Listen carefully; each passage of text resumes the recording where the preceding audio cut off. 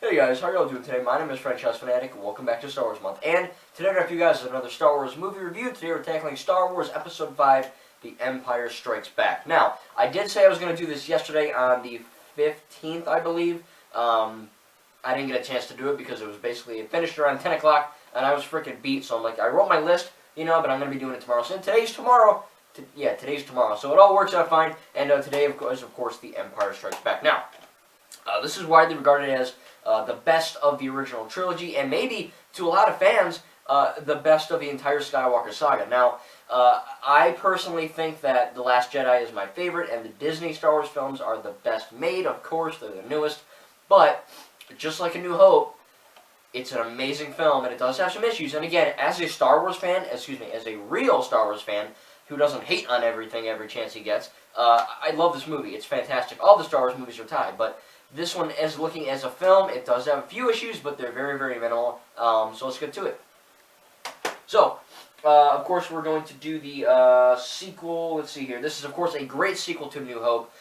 This is on Blu-ray. A New Hope was on DVD, so of course this does look better. I'm not going to count that because it's, again, Blu-ray compared to DVD.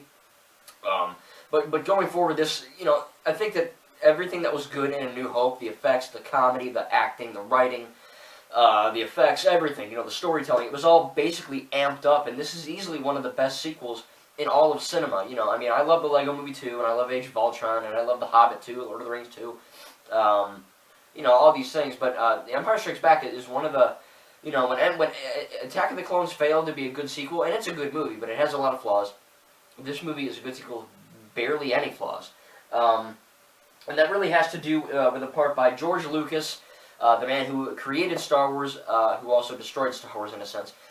He also did not direct and he did not write this film. The Empire Strikes Back is not directed or written by him, which is a good thing in my opinion, because I love George Lucas, right? He gave us Star Wars, but he's a very poor writer, and he's an okay director. He lines up shots okay. The prequels are his worst things, but it's really weird.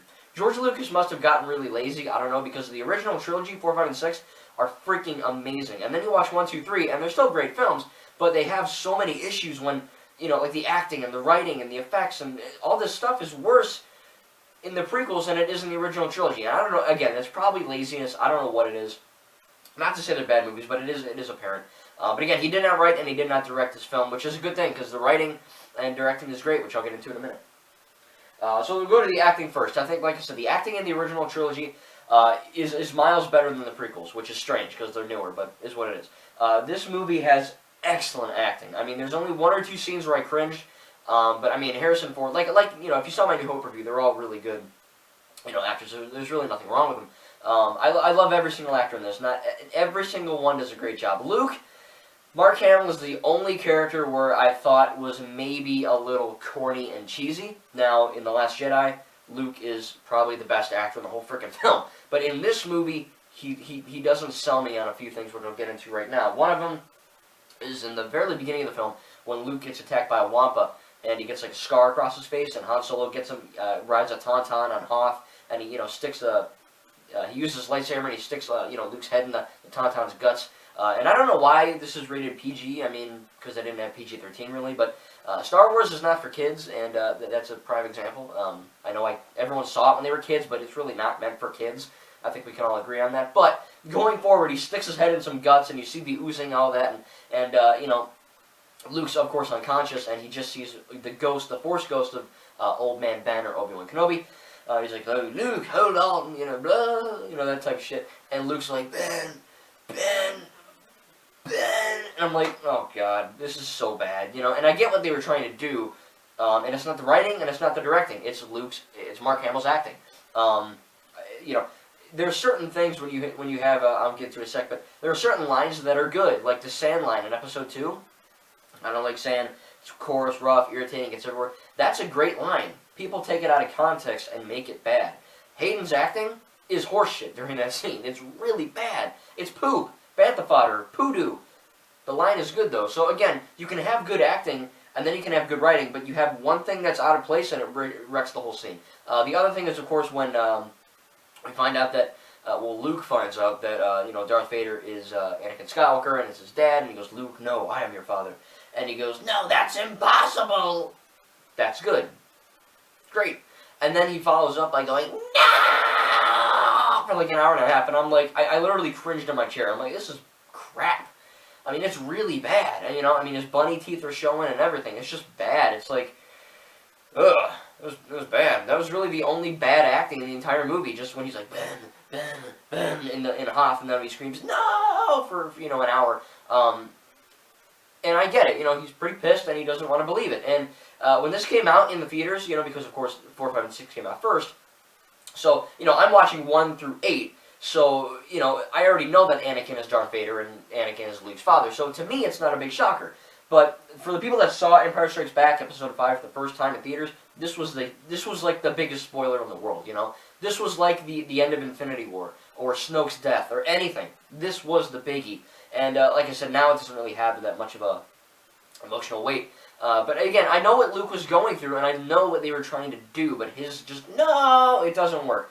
Just like in Episode 3, Revenge of the Sith, when Darth Vader goes, no, it's so bad and cheesy. If I was George Lucas, thank God I'm not, but if I was, I would have either had him drop to his knees, or just stand there and go like this, like get really mad and like force something, and maybe choke Palpatine a little bit, or just like blow up some more vases or glass things. I mean, you have to handle the word no, and no, you have to handle that very well, because if you misuse it by acting or writing or directing, you can F it all up. And Empire Strikes Back jacked it up, and this movie jacked it up too. That's the only thing. The acting in this movie is all great, really, except for those 2 scenes with Mark Hamill, Luke Skywalker.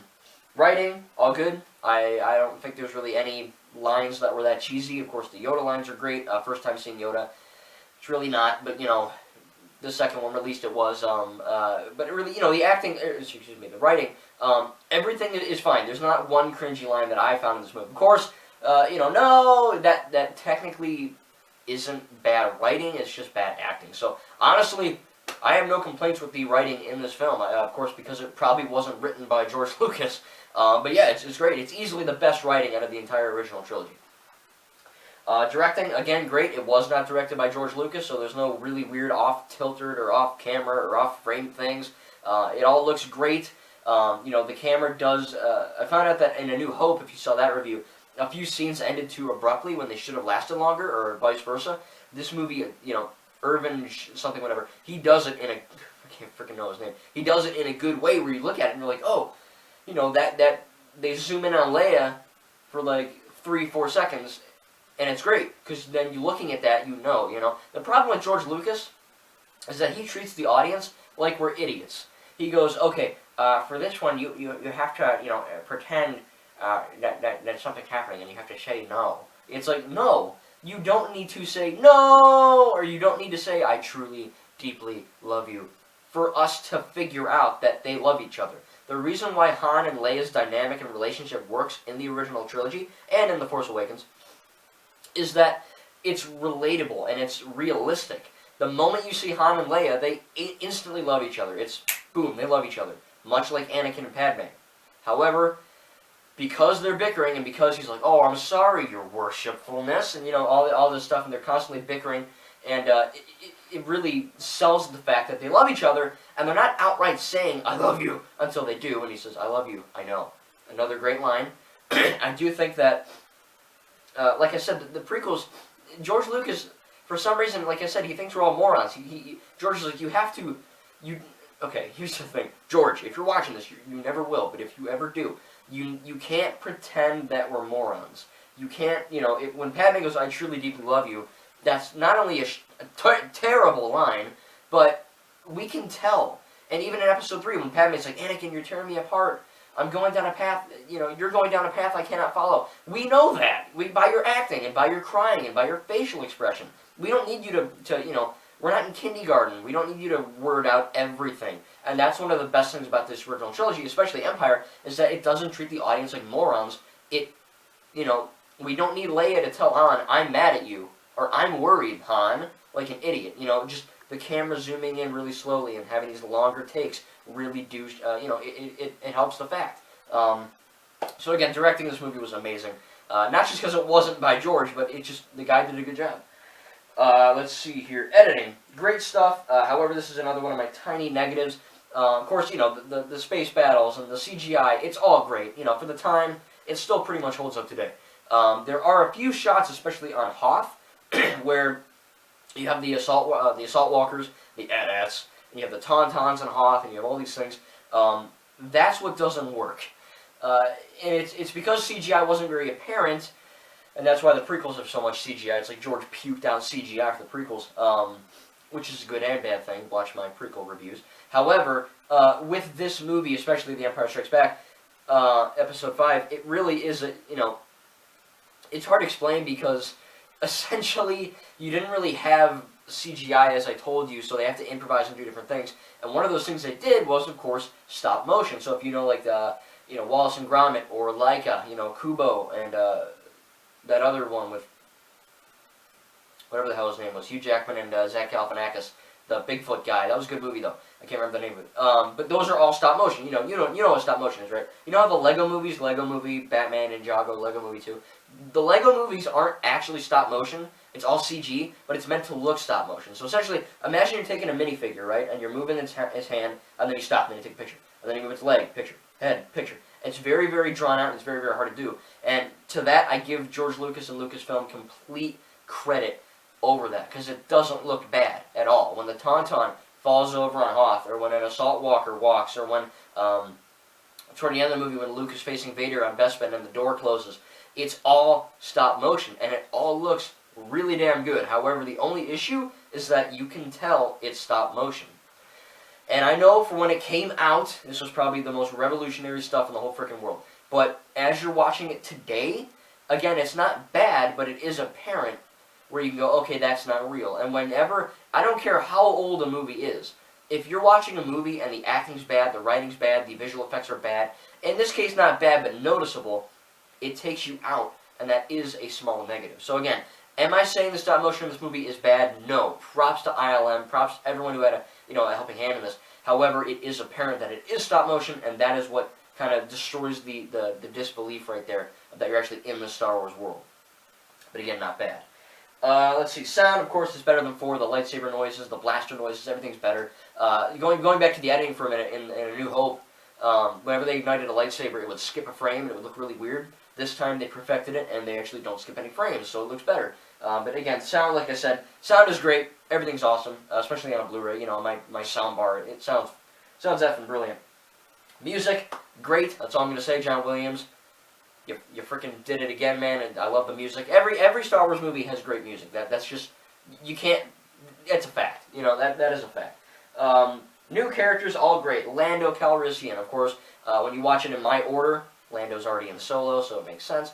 And Lobot is freaking awesome, and I wish he was in more movies. Hopefully he's in Lego Star Wars and Skywalker Saga, because I want to play as Lobot. But all these characters and all these connections to older canon, like Solo and the prequels, it all has to make sense, right? Because these were made first, and you have to make sure it's all connected, and it really works in a lot of ways. And I like that. This is the first time you see the Emperor. Well, really not the first time, but, you know, the first time when it released, it was the Emperor. And everyone, you know how everyone biatched that we don't know anything about Supreme Leader Snoke? I'm pretty sure we will know anything about him in the 9th movie. But I'll talk about this when I review Last Jedi and when I defend it. But Snoke, you know, everyone in the world, when Force Awakens came out, they were like, oh, who's Snoke? It's Jar Jar. It's this, it's that. And they had a whole thing. When the Emperor came out, I don't think anyone really gave a crap. They were like, oh, it's the Emperor. Who is he? No, who cares? He's the scary guy that rules Darth Vader. Who's Snoke? Scary guy that rules Kylo Ren. Big deal. First time seeing Yoda, of course, like I said, it isn't. Yoda was in Episode 1. However, first time movie, you get it. Yoda is really funny, and Yoda's funny. You know, he's like, you know, and he's moving his stick, and he's making these crazy ass faces and everything. It's crazy. And in a way, it's funny, but it's also sad, because after Episode 3, Revenge of the Sith, he's like, you know, into exile I must go. Failed, I have. You know, and Bail Organa takes him to Dagobah. And really, Yoda's crazy and silly because he's kind of crazy. You know, he went nuts over this all the time. You know, and he is smart though, telling Yoda or telling Luke, you know, never use your lightsaber for attack. Even though Luke does, and I'll talk about that. Only for knowledge and defense. And there was a reviewer. I'm not going to tell his name, but he was a freaking moron. And he said he didn't like the scene in Episode 2, Attack of the Clones, where Yoda goes crazy like a monkey and fights Count Dooku in the end. I love that scene. You know why I love that scene? Not only does it look pretty damn cool and it's fun, but it also makes a lot of sense within the canon. Because what did Yoda do in Episode 2? He flipped around like a monkey. And what happened? He lost the battle. What does he do in Empire Strikes Back? He tells Luke, don't do what I did. I effed up. Don't do that. It's perfect storytelling, and that guy's a moron. Dagobah, plot. You know, the plot is, of course, great. You know, Vader and all these locations. It's all amazing stuff. You know, the plot is 100% outstanding. The action scenes are way better than 4. The lightsaber fights are way better. The first New Hope was, and it makes sense because that's what it was, and there's different, you know, fighting stances and all that. But it just looked retarded. It looked really dumb, and that was a negative about New Hope, in my opinion. This movie, it all looks great. It really does. Let's see here. Now, here's the big thing. Getting toward the end here. Luke Skywalker goes through 3 different phases in the original trilogy. And for everyone in The Last Jedi who claimed that Luke was out of character, or Rian Johnson ruined Luke, I don't think you understand Luke Skywalker. And that is a fact. In A New Hope, Luke is immature. He plays with his toys. Not that that's an immature thing, but he's a younger person. Of course, you know, he's reckless. He gets, you know, he gives up a little bit. You know, he's very new to this sort of thing. In Empire Strikes Back, he's extremely reckless. He gives up way too easily, and he's just kind of a weird. You know, like I said, he gives up too easily. It's a character flaw, but that of course helps his character grow, and that's why we all love Luke, right? We love Luke because he's a human, not a god. He makes mistakes, but he learns from them in the end. That's why we love him. Let's see, the love story, like I said, it's way better than the prequels of Han and Leia. Even though you have the Clone Wars era to define that, this doesn't need anything to define that. We get Boba Fett and we get Dengar, very cool. Boba Fett actually had a few more lines than what I thought, and he was in a few more scenes that he was in, which is pretty cool. Of course, he dies, or no, he doesn't die. He dies in Return of the Jedi, Episode 6, but it's canon that he survives. Maybe he's that guy in The Mandalorian, who knows? But we'll have to see what happens. That Mandalorian review, Episode 6, will be coming out very, very soon, by the way. Probably by tomorrow when this goes live, on whatever date this is, the 16th, I think. So that'll be up tomorrow. But it is really, really cool to see Boba Fett, you know. And yeah, Boba Fett and Jango Fett are not Mandalorians. They are clones. They just wear the Mandalorian armor.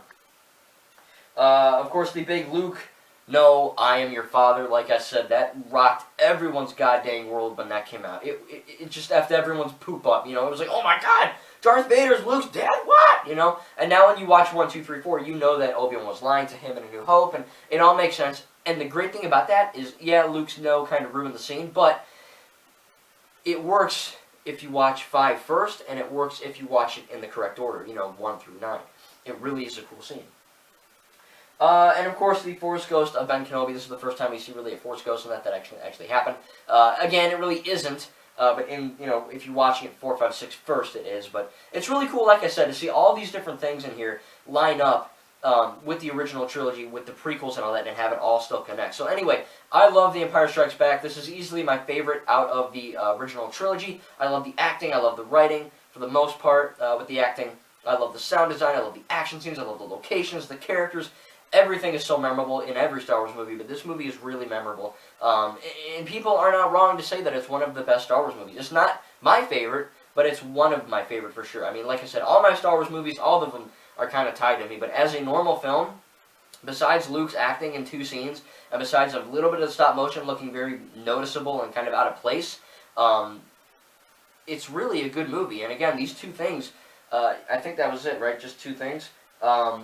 It's really not much negative. So I'm going to give Star Wars Episode 5, The Empire Strikes Back, an A. I love this movie so much. Again, it's a blast, and it's really crazy to know that this movie is better than the prequels. I don't understand it. I think, like I said, George Lucas might have gotten lazy. I just didn't care. I don't know what it is. Again, I still love the prequels to death. Don't get me wrong. They're amazing movies. But as real films and not Star Wars fans, the prequels have a lot of issues. And this movie kind of sums up whatever I had, whatever was wrong with, say, Attack of the Clones. This movie actually did it better before Attack of the Clones. So it is really strange. Again, hope you guys enjoyed this review. Please tell me what you think about The Empire Strikes Back in the comments below. The last video today will be, of course, Episode 6 Return of the Jedi. I promise you I'm going to get that out today. We're going to watch it around 6, me and my family, and then I'm going to make a review and post it today. So please I hope you enjoy my Empire Strikes Back review, and as well, Return of the Jedi later today. Thank you guys, and we'll see you in the next video. May the Force be with you.